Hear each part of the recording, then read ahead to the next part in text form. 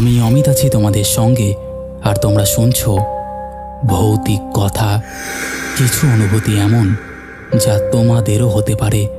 ঘটনা স্ক্রিপ্টিংয়ে রয়েছে নেহা।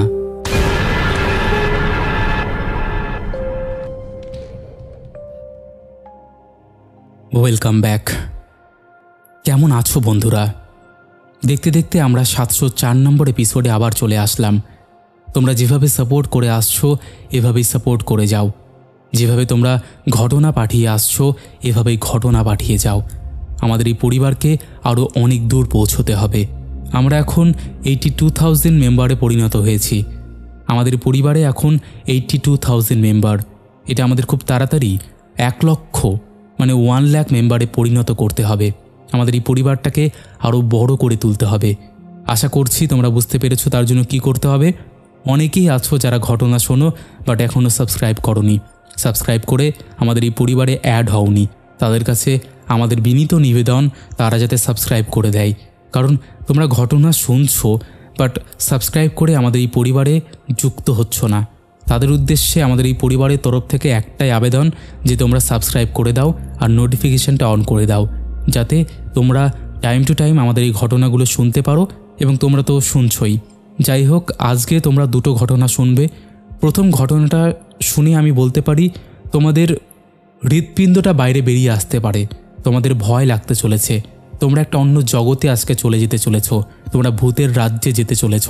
তাই আর একদম দেরি করো না, হেডফোনটা লাগিয়ে নাও। আমরা পাড়ি দেব ভূতের রাজ্যে। আর এই রাজ্যে পাড়ি দিতে গেলে অবশ্যই হেডফোনটা লাগিয়ে নিতে হবে আর চুপটি করে বসে পড়তে হবে। আশা করছি তোমাদের সব কমপ্লিট। চলো এবার আমরা পাড়ি দেই ভূতের রাজ্যে। সব মানুষ যেমনটা দেখায় আসলে তেমন নয়। কেউ কেউ নিজের ছায়া হারিয়ে ফেলে, আর কেউ কেউ নিজের ছায়াকেই দিয়ে দেয় প্রাণ। এখানে ঘটনাটা শুরু হয় রাতের অন্ধকারে, যখন রাস্তার বাতিগুলো একের পর এক নিভে যেতে থাকে। আর হঠাৎ করেই কারোর চোখ, হাসি বা কণ্ঠস্বর বদলে যায়। ছালাভা এক অভিশপ্ত সত্তা, যাকে চোখে দেখা যায় না, শুধু অনুভব করা যায়। যখন পরিচিত মানুষটা আচমকা অচেনা হয়ে ওঠে, সে কারোর চেহারা নেয়, তার স্মৃতি ধারণ করে, তার হাসি নকল করে, কিন্তু একটা মুহূর্তেই তাকে চেনা যায়। যখন সে হাসে এক অচেনা ভঙ্গিতে, যখন সে বলে ফেলে এমন কিছু যা বলা সম্ভব নয়। এই কাহিনী কিন্তু একদমই কাল্পনিক নয়, কারণ ছালাভা আমাদের মধ্যেই আছে। কে সে, কখন আসে, কিভাবে তাকে চিনবে, তা জানার আগেই হয়তো রাতটা শেষ হয়ে যাবে। হ্যাঁ, আপনারা ঠিকই ভেবেছেন, হতে পারে আপনি ছালাভার কবলেই পড়েছেন। হ্যালো অমিত ভাই, জ্যাকম্যানের তরফ থেকে তোমায় আর ভৌতিক কথা সাবস্ক্রাইবারদের অনেক ভালোবাসা। এটা আমার পাঠানো সেকেন্ড ঘটনা। প্রথম ঘটনাটা পাঠিয়েছিলাম যেটা ছালাভাকে নিয়ে রিলেটেড ছিল, সেটা 660 নম্বর এপিসোডে তুমি শুনিয়েছিলে। সবাই খুব ভালোবাসা দেয়, অ্যান্ড ভিউয়ার্সও more than 28,000, which is more viewer than most other stories in Bhoutik Kotha. দাদা, এটা বলতে পারি যে এরকম ভালোবাসা যদি ভৌতিক কথার সব সাবস্ক্রাইবাররা দেয়, তাহলে ভিউজ আরও অনেক বেশি হওয়ার কথা। কারণ ভৌতিক কথাতে মোর দ্যান 85,000 সাবস্ক্রাইবার্স। এইবার চলে এলাম আর একটা ছালাভা রিলেটেড ঘটনা নিয়ে। এই ইনসিডেন্টটি আরও ভয়ানক ও থ্রিলিং হতে চলেছে। আশা করছি আগের ছালাভার ইনসিডেন্টটা আমাদের ভৌতিক কথা পরিবারের সকল সাবস্ক্রাইবারদের খুব ভালো লেগেছিল, আর এটা হয়তো আরও বেশি রোমাঞ্চক হতে চলেছে। তাহলে সবাই সিট বেল্ট বেঁধে নাও, কারণ হয়তো আপনাদের আজকের রাতের ফিলিংসটা একটু অন্য রকমই হতে চলেছে। শুরু করার আগে আমি জানিয়ে দিতে চাই যে ছালাভা সম্বন্ধে যারা সেরকম একটা জানেন না, তারা জেনে নিন। ছালাভা হচ্ছে অন্ধকারের চাল, মানে যেটা সত্যি না। In English, which is not real. ছালাভার কবল থেকে বেরোনো যে কতটা ডিফিকাল্ট, সেটা যে পড়েছে সেই জানে। প্রাণে বেঁচে ফিরে আসা সামথিং নেক্সট টু ইম্পসিবল। একটা সব থেকে ইন্টারেস্টিং পার্ট যেটা ছালাভাকে নিয়ে বলা হয়, সেটা অনেকেই জানে না। সেটা হলো যে ছালাবাকে হারিয়ে যদি কোনো মানুষ বেঁচে ফিরতে পারে তাহলে ছালাবা নাকি মুক্তি পেয়ে যায়।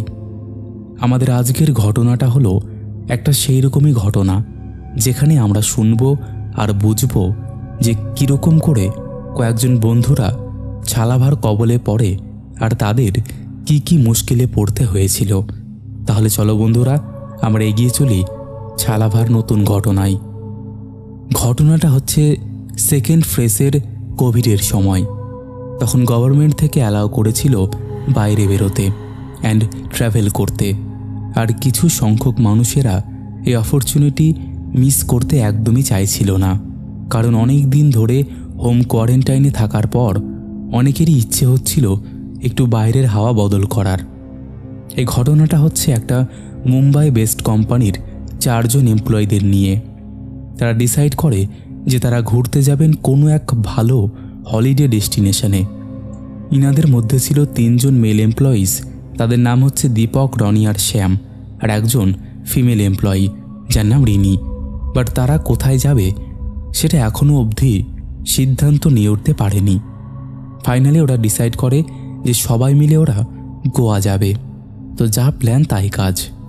ওরা জানতো যে তখন ওয়ার্ক ফ্রম হোম চলছিল, আর তারা জানতো হয়তো এই টাইম ছাড়া কোনো দিনই তারা ছুটি একসাথে এনজয় করতে পারবে না। একসাথে ছুটি পাওয়াটা সত্যি খুব ডিফিকাল্ট। শ্যাম নিজের কার নিয়ে সবাইকে পিক করে কোনো এক ফ্রাইডে ইভিনিংয়ে। স্টার্ট করে জার্নি। ওরা সবাই খুব এক্সাইটেড ছিল, যেহেতু অনেক দিন পর ওরা একটা লং জার্নিতে যাচ্ছে। এখানেই বলি যে মুম্বাই টু গোয়া যেতে প্রায় 12 ঘন্টা সময় লাগে। শ্যাম যেই কারটা ড্রাইভ করছিল সেটা ড্রাইভার নিয়ে 5 সিটার ছিল। শ্যামের পাশে বসে রনি, আর পেছনে বসে দীপক আর রিমি। প্রথমের কয়েক ঘন্টা খুব হাসি আনন্দতেই কাটে। ওরা রাস্তায় একটা দোকানে দাঁড়ায় আর কিছু খাবার খায়, আর কয়েকটা খাবার প্যাক করে। শ্যাম আর রনি যায় একটা ছোট্ট দোকানে আর একটা সিগারেটের প্যাকেট কিনতে। শ্যাম একটা সিগারেট ধরায় আর প্ল্যান করতে শুরু করে রনির সাথে কোন রুট ধরবে। দোকানে বসে থাকা একজন ব্যক্তি বলেন, এই রুটটা সন্ধেবেলা না নিয়ে অন্য রুট দিয়ে যাও। ওরা ওনার কথায় সেরকম একটা পাত্তা দেয় না এবং সবাই বসে গাড়িতে। এবার শুরু হয় জার্নি। 4 থেকে 4.5 ঘন্টা ড্রাইভিং করছে শ্যাম। এখন শ্যাম সামনে দেখে 2টো রাস্তা, আর লেফট সাইডের রাস্তাটা দিয়ে এগিয়ে চলে। ওইটা ছিল একটা শর্ট রাস্তা, যেটা গোয়া যেতে কয়েক ঘন্টা সেভ করবে ওদের। বাট এই রাস্তায় ঢুকে তো গেল, কিন্তু এটা ছিল একটা ফরেস্ট এরিয়া এবং পরিবেশ ছিল খুব সুন্দর। খালি ভালো হতে চাইল না ওদের আজকের রাতটা। সেটা কেন হলো সেটা বোঝা গেল যখন শ্যাম রুটটা নিল কাশেদি ঘাটের।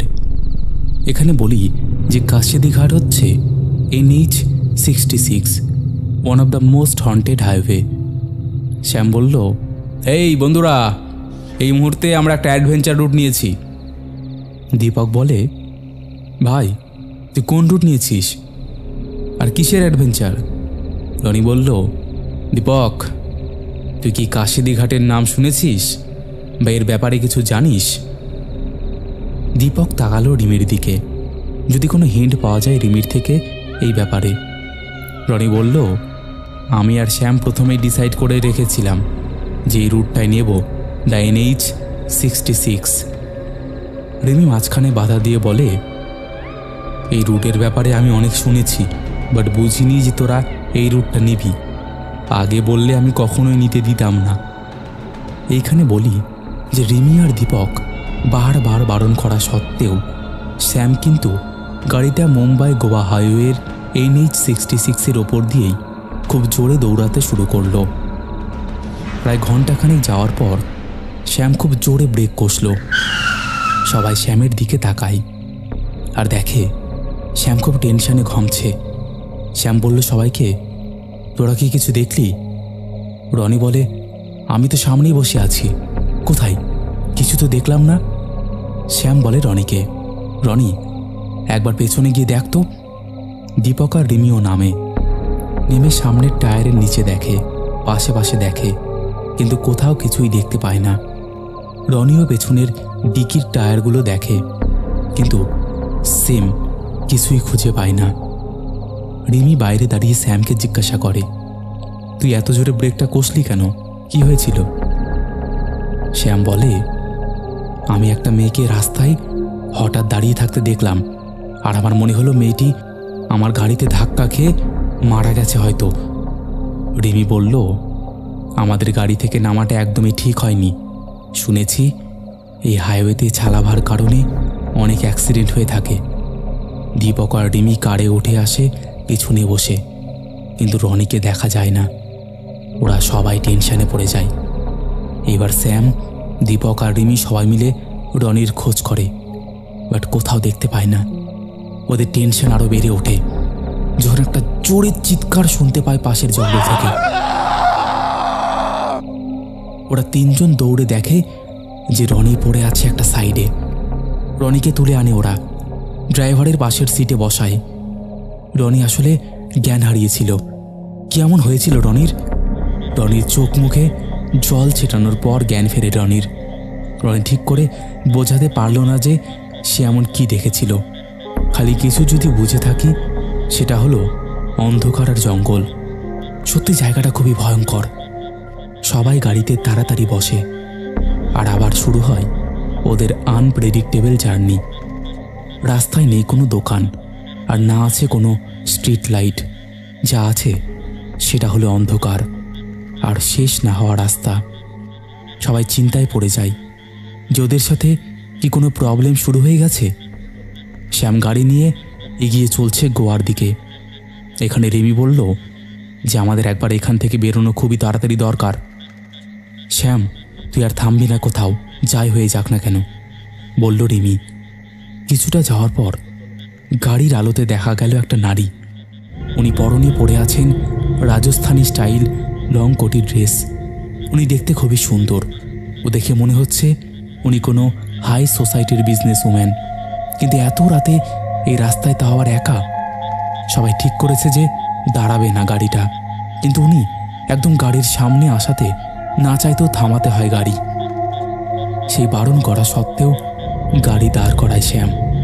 উনি রিকোয়েস্ট করে যাতে ওনাকে লিফট দেয়। উনি বলেন, আমি অনেকক্ষণ ধরে এই জঙ্গলে ঘুরছি, দাঁড়িয়ে আছি, কেউ আমায় লিফট দিচ্ছে না, সবাই আমায় ইগনোর করছে। জায়গাটা একদম ভালো না, কাইন্ডলি আমায় লিফট দিন না একটু। রনি জিজ্ঞাসা করে যে উনি এখানে কেন আর কোথায় থেকে এসেছেন। উনি বলেন, এখানে কয়েক গ্রামের লোক উনাকে ছালাভা ভাবে আর অনেকে অ্যাটাক করে। উনি পালিয়ে রাস্তায় ওঠেন আর লিফটের জন্য চেষ্টা করতে থাকেন। বেশিক্ষণ থাকলে হয়তো গ্রামের লোকগুলো ওনাকে খুঁজে হয়তো মেরে ফেলবে। গাড়িতে বসে সবাই বিশ্বাস করতে চায় না ওনার বানানো গল্প। নিজেদের মধ্যে মতবিরোধ হয়। ফাইনালি অনেক রিস্কে ওনাকে লিফট দেওয়ার জন্য রাজি হলো সবাই, মানবিকতার খাতিরে। এখন পেছনে উঠে বসে অনু, সাথে রিমি আর দীপক। হ্যাঁ, ওনার নাম জিজ্ঞাসা করাতে জানা গেল যে ওনার নাম অনু, আর উনি থাকে রাজস্থানে। উনি এইখানে ফেসে গেছেন ছালাভারি কারণে। উনি বলেন যে সকাল থেকে উনি এখান থেকে বেরোতে পারছেন না। উনি যেখানেই যান না কেন উনি আবার সেম জায়গাতেই বারবার চলে আসছেন। ওনার থেকে কয়েকটা খুব জরুরি তথ্য জানতে পারা গেল ছালাভার ব্যাপারে। প্রথমত, ছালাভাকে হারানো একদমই সহজ না, নেক্সট ইম্পসিবল। ছালাভার কবলে পড়লে একই জায়গায় বারবার ঘুরতে থাকবে। ছালাভা অনেক রূপে থাকে, যেটা বোঝা সাধারণ মানুষের পক্ষে খুবই অসম্ভব। ছালাভাকে হারাতে গেলে নিজেকে টাইমের কবল থেকে বেরোতে হবে। এবার সবারই একটা চিন্তা শুরু হলো, যদি অনু ছালাভার কবলে সকালে পড়ে থাকে, তাহলে ওরা কি ছালাভারই কবলে পড়েছে? সত্যি যেটা ভেবেছিল সেটাই হলো। ওরা অনেকবার চেষ্টা করে দেখে বেরোনোর, বাট সেম জায়গায় আবার ওরা চলে আসে। এবার রনি দূর থেকে একটা রাস্তা দেখে আর শ্যামকে বলে যে ও যেন এই নতুন রুটটা নেয়। কেউ জানে না এই নতুন রাস্তা কোথায় যায়। নতুন রাস্তাতে ঢুকে এইবার ওরা পায় আরেকটা নতুন রাস্তা।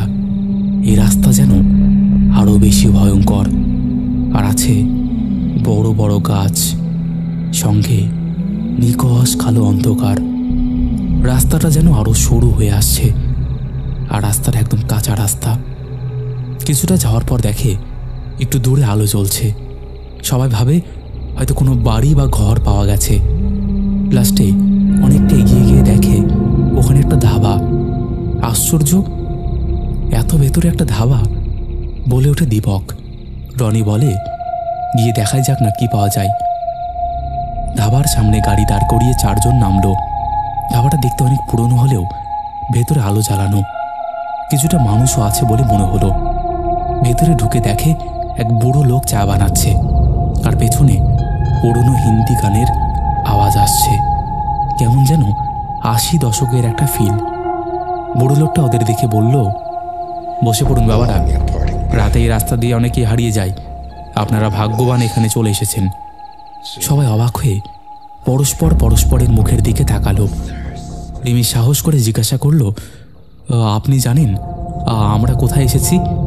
আর এই ছালাভা ব্যাপারটা কি সত্যি? বুড়োটা চুপচাপ ওদের দিকে তাকিয়ে রইল। তারপর মুচকি এসে বলল,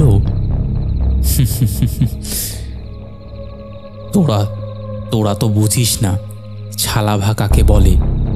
ছালাভা শুধু ভুলে দেখা কিছু না, যেটা সময়কে ঘুরিয়ে দেয়, স্মৃতি মুছে দেয়, মানুষকে নিজের ভয় দেখায়। ছালাভা একটাই না, তোদের মধ্যে আছে একজন যে আসলে মানুষই নয়। একথা শুনে হিমশীতল নীরবতা নেমে আসে। মানে আমাদের মধ্যে কে? চমকে ওঠে শ্যাম। রিমির গলা শুকিয়ে আসে। ওরা 4 জন বাইরে ছুটে আসে, কিন্তু গাড়ির পাশে গিয়ে দেখে ধাবাটা অদৃশ্য হয়ে যায়। ওরা 4 জন এখন একা, মাঝরাত, অন্ধকার জঙ্গল, কোনো ধাবা নেই, কোনো আলো নেই, শুধু ঘন কুয়াশা আর মৃদু নিস্তব্ধতা। তখনই হঠাৎ শ্যামের ফোনে একটা নোটিফিকেশন আসে, একটা ছবি, এবং ছবির নিচে টাইম স্ট্যাম্প 21শে মার্চ 2016। মানে এই যাত্রাটা কি ওরা ইতিমধ্যে বহু বছর আগে করেছিল, নাকি তারা এখনো ছালাভার ফাঁদেই আটকে আছে? শেষে শুধু একটা শব্দই ঘুরে ফিরে বাজে চারপাশে, ছালাভা, ছালাভা, ছালাভা, ছালাভা। গাড়ি চলেছে ঘন কুয়াশার মধ্যে দিয়ে। ভেতরে উত্তেজনা চরমে। রিমি আর অনু তর্কে লিপ্ত। দীপক থামাতে চেষ্টা করেছে। রনির মুখে একটা ঠান্ডা খারাপ রকমের হাসি। রনি একটু অদ্ভুত ভঙ্গিতে বলল, একটু ঝগড়া হলেই ভয় পেয়ে যাচ্ছ? মানুষ আসলেই মজার প্রজাতি। শ্যাম রিভার্স ভিউ মিররে তাকিয়ে রনির হাসি লক্ষ্য করে। সে হাসিতে কেমন একটা অস্বাভাবিকতা। শ্যাম নীরব গলায় বলল, তোরা তো হাসির কি হলো রে রনি? রনি ধীরে বলে, শিগগিরই বুঝবি, দিনের আলো ওঠার আগেই। দীপক শ্যামকে বলল, কি বলল রে রনি? রিমি হঠাৎ চেঁচিয়ে ওঠে। অনু গাড়ির দরজা খুলে পালাতে চাই। আমাকে নামতে দাও, ও রনি না, ওর চোখের দৃষ্টি বদলে গেছে। গলা ভারী, বিকৃত হয়ে গেছে রনির। এখনই কেন বেরোতে চাইছো? খেলা তো সবে শুরু। রনির মুখটা কাঁপছে, তার চোখে অদ্ভুত আলো, মানবিক কিচ্ছু নেই। সেই সময় শ্যামের মনে পড়ে এক সাধুর কথা, ছালাভা আসে আপন চেহারায়, যখন আসবে তখন সে আর মানুষ নয়। ভোরের আলো ওঠার আগেই তাকে চিনতে না পারলে মৃত্যু অবধারিত। শ্যাম তৎক্ষণাৎ গাড়ি থামায়। তার কপালে ঘাম, হাতে কাঁপুনি। শ্যাম নিজের মনেই বলে, ওটাই ছালাভা। রনিকে খুঁজেই ও আমাদের মধ্যে ঢুকে পড়েছে। এখন না মারলে সবাই মরবে। রনি কিছু বলতে শুরু করে এক অচেনা ভাষায়। গাড়ির ভেতর ঠান্ডা পড়ে যায়। রিমি শ্বাস নিতে পারে না। একসাথে অনেকগুলো গলার মতন শোনায়, দেরি করেছিস, দেরি করেছিস শ্যাম, দেরি করেছিস। হঠাৎ শ্যাম পেছনে ঘুরে একটা লোহার রড দিয়ে শ্যামকে বাড়ি দেয়। রনি ছটপট করে। তার গলার তার না, সেটা শত শত মৃত আত্মার কণ্ঠ। একটা কালো ধোঁয়া রনির মুখ দিয়ে যেন বেরিয়ে গেল। গাড়িটা কেঁপে উঠল। হঠাৎ শ্যামের হাতে আগুনের মতো একটা চিহ্ন ফুটে উঠল, যেটা তারা আগের পরিত্যক্ত ধাবায় দেখেছিল।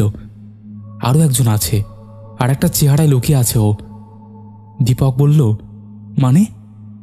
শালাভা কখনো একা আসে না, এখনো সময় আছে, ভোর হওয়ার আগেই খুঁজে বের করতে হবে ওকে, বলে উঠল শ্যাম।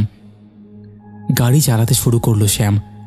সাইড মিররে রিমির মুখও দেখা যায়, তার ঠোঁটে এক গোপন অস্বাভাবিক হাসি। হয়তো শালাভা এখনো গাড়ির মধ্যেই আছে। অমিত ভাই, আজকের ঘটনাটা এখানেই শেষ করলাম। বাকি আরও একটা পার্ট আছে, যেটা আমি তোমাকে পরে পাঠাবো। এরপরেও অনেক কিছু হয়েছিল, তারা সেখান থেকে বাড়িতেও ফিরেছিল, এবং তারপরে আরও অনেক কিছু হয়েছিল যেগুলো তোমাকে এখন বলে স্পয়লার দেব না। যদি ভৌতিক কথা পরিবারের সবাই কমেন্ট করে যে সেকেন্ড পার্টটা শুনবে, তাহলে অবশ্যই আমি তোমাকে পাঠিয়ে দেব। আশা করছি প্রত্যেকেরই সেই পার্ট ভালো লাগবে। চলো আর একদম কথা বাড়াবো না। যদি তোমার এই প্রথম পার্টটা ভালো লাগে অবশ্যই আমাকে বলো, আমি তাহলে আরও ঘটনা পাঠানোর চেষ্টা করব। ভালো লাগলে অবশ্যই শুনিও। বন্ধুরা, এই ছিল আমাদের প্রথম ছালাভার একটা ঘটনা। সত্যি ছালাভা খুব ডেঞ্জারাস। তোমরা হয়তো অনেক চ্যানেলেই এবং আমাদের এই পরিবারেও তোমরা আগেও এই ছালাভার ঘটনা শুনেছ। তোমরা এই বিষয়ে যদি আরও জানতে চাও, আরও শুনতে চাও, তাহলে অবশ্যই ইউটিউবে ছালাভা লিখে সার্চ করতে পারো। সেখানে তোমরা এই রিলেটেড অনেক ঘটনা এবং এই সম্বন্ধে জানতে পারবে। আশা করছি আজকের এই ঘটনাটা, আজকের এই চমকপ্রদ ঘটনা, আজকের এই টান উত্তেজনার ঘটনাটা ভালো লেগেছে। কেমন লেগেছে অবশ্যই তোমরা কমেন্ট করে জানিয়ে দাও। তোমরাও যদি এমন ঘটনা শেয়ার করতে চাও তাহলে অবশ্যই আমাদেরকে মেইল করতে পারো, আমাদেরকে হোয়াটসঅ্যাপ করতে পারো, আমাদেরকে ফেসবুক পেজের ইনবক্সে পাঠিয়ে দিতে পারো। আশা করছি তোমরা পাঠিয়ে দিয়েছো। চলো আর একদম কথা বলবো না, তবে একটা কথা বারবারই বলি আমি, ভৌতিক কথা কোনো রকম অন্ধবিশ্বাস, কোনো রকম কুসংস্কার বা কোনো রকম নেগেটিভিটিকে প্রচার করে না। ভৌতিক কথার কাজ শুধুমাত্র মানুষের জীবনে ঘটে যাওয়া ঘটনা সবার সামনে তুলে ধরা, নচেত আর কোনো উদ্দেশ্য নেই। তাই যারা বিশ্বাস করছো না তারা অবশ্যই এগুলোকে এন্টারটেইনমেন্ট হিসেবেই নিয়ে নাও। চলো আর কথা বাড়াবো না, তোমরা লাইক, কমেন্ট, শেয়ার আশা করছি করেই দিয়েছো। এবার আমরা শুরু করে দেব পরের ঘটনা। হ্যালো অমিতদা, আমার নাম অভিনব কর, হরিয়ানা নদিয়া থেকে বলছি। আমি তোমার চ্যানেলের অনেক পুরনো শ্রোতা। আজ আমি তোমাকে প্রথম ঘটনা পাঠাচ্ছি। আসলে আমি খুবই ইন্ট্রোভার্ট, তাই তোমার কণ্ঠে ঘটনা শুনতাম, কিন্তু আজ মনে হলো তোমাকে আমার সাথে ঘটা সত্যি ঘটনাটা পাঠিয়েই দিই। তো দাদা, বেশি কথা বলবো না, এবার ঘটনায় আসি। ঘটনাটা 2017 সেপ্টেম্বর মাসের। তখন আমার বয়স ওই 8 বছর। আমি আমার মামার বাড়িতে বেড়াতে যাই। আমার মামার বাড়ি হালি শহরে। হালি শহর স্টেশন থেকে কিছুটা দূরে। তো আমি মামার বাড়ি আসার ঠিক 3 দিন পর থেকে আমার সাথে কিছু অদ্ভুত ঘটনা ঘটতে শুরু হয়। আমি আগে আমার মামার বাড়ির ঘরের বর্ণনা দেই। আমার মামার বাড়িতে মোট 2টি ঘর। আমি যেই ঘরে থাকতাম তার পাশে ছিল রান্নাঘর এবং আমার ঘরের পাশে ছিল মামার ঘর। যেহেতু 2টি ঘর ছিল তাই আমরা গেলে দিদা আর দাদু মামার ঘরে ঘুমতো। তখন আমার মামা কাজের উদ্দেশ্যে বাইরে গিয়েছিল। এবার ঠিক 3 দিন পর আমি রুমে শুয়েছিলাম, আর তখনই দেখলাম রান্নাঘরে কেউ একটা দ্রুত গতিতে চলে গেল। আমি ভাবলাম আমার দিদা হয়তো গেছে, কিন্তু আমি যেহেতু অনেক দিন পরে মামার বাড়িতে গেছি তাই আমার দাদু মাংস এনেছিল। আমি দিদাকে অনেকবার ডাকা সত্ত্বেও কোনো সাড়া না পেয়ে রান্নাঘরে গিয়ে দেখি মাংসগুলো অর্ধেক খেয়ে চারিদিকে ছড়ানো ছেটানো। আমি তখনও ভয় পাইনি, কারণ আমি ভেবেছিলাম যে হয়তো কোনো বিড়ালের কাজ। আরেকদিন আমি রাতে শুতে যাব, তখন আমি বাথরুমে যাই। বাথরুমটা ছিল বাড়ির বাইরে। তো যেহেতু আমি অনেক ছোট তাই আমার সাথে মা, বাবা, দিদা যেত, কিন্তু আমি সেদিন একাই গেছিলাম। তো আমি বাথরুম করে বেরোবো এমন সময় দেখলাম একটা লোক মামার বাড়ির পাশের রাস্তা দিয়ে হেঁটে যাচ্ছে। বাথরুম থেকে রাস্তাটা কিছুটা হলেও দেখা যেত। দেখছি লোকটার পেছনে কতগুলো কুকুর চিল্লাচ্ছে। আমি ছোট ছিলাম তাই আমি ভয় পেয়ে চলে যাই। আমার দিদা বলতো কুকুর ভূত দেখতে পারে, তো সেটা ভেবেই আমি ঘরে চলে আসি। এরকম ঘটনা না প্রায় ঘটতে থাকে। আমি কিছু বুঝতে পারছিলাম না যে আমার সাথে হচ্ছেটা কি। কয়েকদিনের মধ্যে আমার শরীরের অবস্থা খুব খারাপ হয়ে যায়। আমার সারা শরীর ফুলে ওঠে, আর আমি তখন অন্ধকারে থাকতে পছন্দ করতাম। কেউ আসলে তাকে কামড়ে দিতাম, মানে আমি কাউকে সহ্য করতে পারতাম না, আমার মা ছাড়া। একদিন আমার দিদা ঠিক করে একটা কালী বাড়িতে আমাকে নিয়ে যাবে। আমি না যেতে চাইলেও আমাকে জোর করে সেখানে নিয়ে যায় এবং সেখানে থাকা পুরোহিতকে সমস্ত ঘটনা বলা হয়। তখন আমার প্রচুর জ্বর ছিল এবং তার শিষ্য আয়নাতে কিছু একটা দেখে পুরোহিত বাবুকে কিছু একটা বলল। তারপর আমাদের বলল, আমার মামার বাড়ির পাশের বাড়িতে একটা মেয়ে থাকতো। একদিন তার ব্লাড ক্যান্সার হয় এবং তার বাবা দরিদ্র থাকায় তার চিকিৎসা করাতে পারে না এবং একদিন সেই মেয়েটা মারা যায়। সেই দিনই ঠিক মামার বাড়ির উল্টো দিকের বাড়ির একজন অ্যাক্সিডেন্টে মারা যায়। এরপর সেই পুরোহিত মশাই আমাকে তান্ত্রিকদের মতো একটা লাল পোশাক পরায় এবং মন্ত্র জপ করতে করতে আমাকে স্নান করাতে থাকে। আমার উপরে তার শিষ্যরা একটা লাল কাপড় রাখে এবং তিনি আমাকে স্নান করিয়ে একটি মশাল ধরায়। সেই ধরে থাকা লাল কাপড়টার উপর মারতে থাকে সেই মশাল দিয়ে। আমি ভয় পাচ্ছিলাম, কারণ কাপড়টা পুড়ে গিয়ে যদি আমার কিছু হয়ে যায়। কিন্তু আশ্চর্যের বিষয়, কাপড়টায় কিচ্ছু হয় না, আর আস্তে আস্তে আমার শরীরটাই কিছুটা বল পাই। আমার জ্বরও কমে যায়। পুরোহিত মশাই আমাকে একটা তাবিজ দেন এবং 6 মাস পরে থাকতে বলেন। দাদা, ঘটনাটা এখানেই শেষ হলে ভালো হতো, কিন্তু ঘটনাটা এখানেই শেষ না। এরপর আমার শরীর আরও খারাপ হতে থাকে। আমার মামার এক বন্ধু আমার এই অবস্থা দেখে চেন্নাইতে নিয়ে যেতে বলে এবং চেন্নাইতে গিয়ে বিভিন্ন রকম টেস্ট করার পর জানা যায় যে আমার লিম্ফোমা ক্যান্সার হয়েছে। আমার বাবা মা ভেঙে পড়লেও আমি বুঝিয়েছি এবং সেখানে 1.5 মাস থাকার পর আমি সুস্থ হয়ে বাড়ি ফিরি। জানি না আমার এই রোগটা কেন হয়েছিল। আমাকে ডাক্তার বলেছিল আমার মা বাবার ব্লাড গ্রুপ আলাদা বলেই আমার এমনটা হয়েছে। আমি তোমাকে সব ডকুমেন্ট পাঠিয়ে দিচ্ছি, যদি কোনো ডাউট থাকে তাহলে অবশ্যই দেখে নিও। তো এই ছিল ঘটনাটা, আমার সাথে ঘটে যাওয়া সত্যি ভৌতিক ঘটনা। ভালো লাগলে পড়ে শুনিও। যদি তুমি ভৌতিক কথা চ্যানেলে পড়ে শোনাও তাহলে আমি অনেক খুশি হব। গুছিয়ে লিখতে পারলাম না, তুমি গুছিয়ে নিও। ভালো থেকো দাদা। ভৌতিক কথা চ্যানেল আরও এগিয়ে যাক, এটাই কামনা করব। সত্যি বাবা, এই পৃথিবীতে কত কি নাই ঘটে। সামান্য কাকে দেখলো, যাকে পরিষ্কার দেখাও গেল না, তারপর তার এই ক্যান্সার হয়ে গেল। এই পৃথিবীতে কত কি না ঘটে। তাকে দেখার পর থেকেই তার সাথে বিভিন্ন রকম ঘটনা ঘটতো এবং তারপর থেকেই তার এরকম একটা রোগ ধরা পড়ল। জানি না সেই মেয়েটা ব্লাড ক্যান্সারে মারা গিয়েছিল কি জন্যই কিনা তার এই রোগটা হয়েছে, বাট এর সাথে এর কি রিলেটেড আছে আমি বলতে পারবো না। তোমাদের কি মনে হয় অবশ্যই তোমরা কমেন্ট করে জানিও। তো এই ছিল আমাদের আজকের এপিসোড। আশা করছি তোমাদের ভালো লেগেছে। যারা এখন এই পরিবারে যুক্ত হওনি তারা যুক্ত হয়ে যেও। চলো এবার আমরা শুরু করে দিচ্ছি শাউট আউট পর্ব। শেষের এপিসোডে ফার্স্ট কমেন্ট করেছে রাজা প্রভাত, সেকেন্ড কমেন্ট করেছে সোমা রয়, থার্ড কমেন্ট করেছে বিশ্বজিৎ দাস। 3 জনেই লাভ রিয়াক্ট দিয়েছে।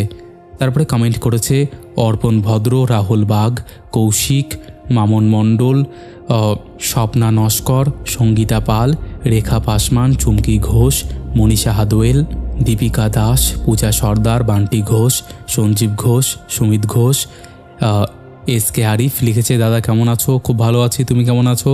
তারপরে কমেন্ট করেছে স্বপ্না নস্কর, মামনি, পাপাই দাস লিখেছে হাই দাদা, আমি অন্বেষা, বিশ্বাস আছে খুব সুন্দর হবে ঘটনাটা, love from Belgharia. Hello Anwesha, thank you Anwesha.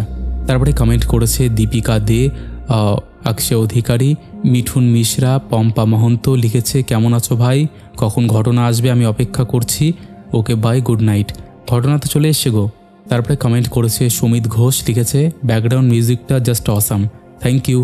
তারপরে কমেন্ট করেছে রত্না রয়, রতন জানা, ঝুমা পাত্র, বাসন্তী মণ্ডল লিখেছে আমি তোমার চ্যানেলের নিয়মিত শ্রোতা, একদম শুরু থেকে শুনি, থ্যাংক ইউ।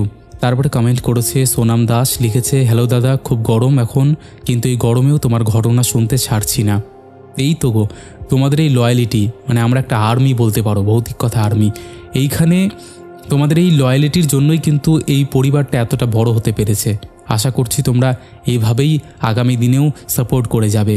তারপরে কমেন্ট করেছে Shampa De, Mousumi Chakraborty, Rajkumar Roy, Gita Goswami, Souvik Banik, Suriya, DJ vlogger Anish, Joyshree Gupta, Sagar Saha, Shankar Chakraborty, Rimi Roy, Shivam, Swapna Bajal, Rounak Dutta, Minakshi Das, Papri Dola, Pinky Barua, Atanu Roy, Madhumita Shaw, Saptami blogs, Joyjit studio, Chaitali, Sujayata Ghosh, Sneha Haldar লিখেছে সরি দাদা ভাই, আমি কালকে আসতে পারিনি, একটু বিজি ছিলাম, তাই আজ কমেন্ট করে দিলাম।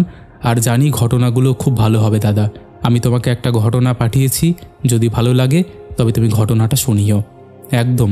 তারপরে কমেন্ট করেছে মনিকা ত্রিপুরা, মলয় চক্রবর্তী, এমডি মন, অঙ্কুর, তনিমা মুখার্জি, সুখদেব বিশ্বাস, শম্পা বিশ্বাস, সঞ্জু মণ্ডল, সন্দীপ ফোর, অনন্যা চক্রবর্তী, কৌশিক অফিসিয়াল, রাকেশ মণ্ডল, এইরকম অসংখ্য প্রিয় মানুষেরা আমাদের শেষের এপিসোডে কমেন্ট করেছে, যাদের কমেন্ট আমি আর চাইলেও পড়তে পারছি না। তো আজকের মতন এখানেই শেষ করছি। আবার দেখা হবে নতুন কোনো ঘটনা নিয়ে।